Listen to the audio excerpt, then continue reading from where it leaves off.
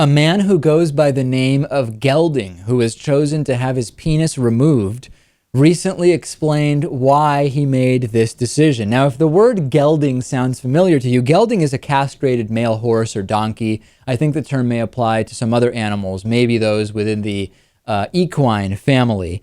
He has become what is called a nullo by removing his penis and testicles.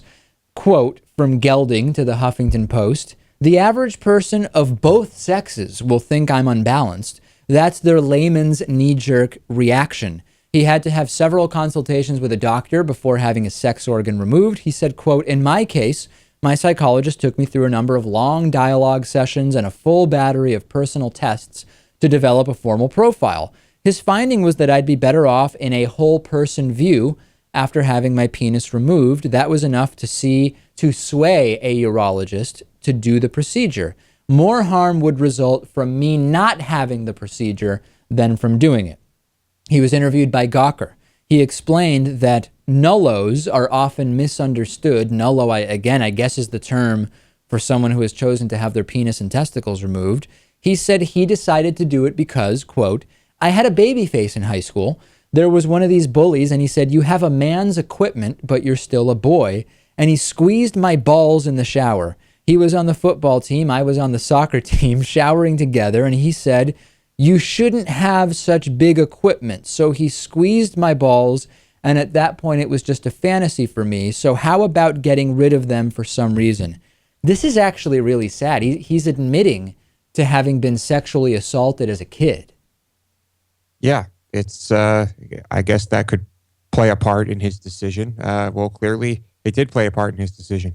He says the disadvantages include having to sit to urinate. The benefits are that his mood has improved dramatically, and he doesn't miss the baggage. I'm reminded of this great message we got from Greg saying we shouldn't judge anybody's personal decisions around this stuff, and we should just say if that works for them, that's great. How could anyone not question what's going on here? I mean, I can question it, but I still say that if a man wants to do this to himself, you know what? I let him. I mean, it's a little bit different for me than someone who wants to have an arm removed. Well, but again, remember, Lewis, a urologist did this. That is true. Yeah. I mean, anything like this, you're going to have a professional do it for you. I mean, are you asking me why they would agree? No, to I do mean, I'm not asking. The whole thing just strikes me as odd. This guy Gelding has also reportedly worked as a cutter, which is someone who castrates men that are looking to part ways with their testicles. I mean, is that even legal? Doesn't sound legal. Sounds like you could bleed to death if done improperly. It's the whole thing's very strange, and I do find it odd. But if this truly makes this man happy, I mean, I guess it's okay. Send me your thoughts on this. You can also leave voicemails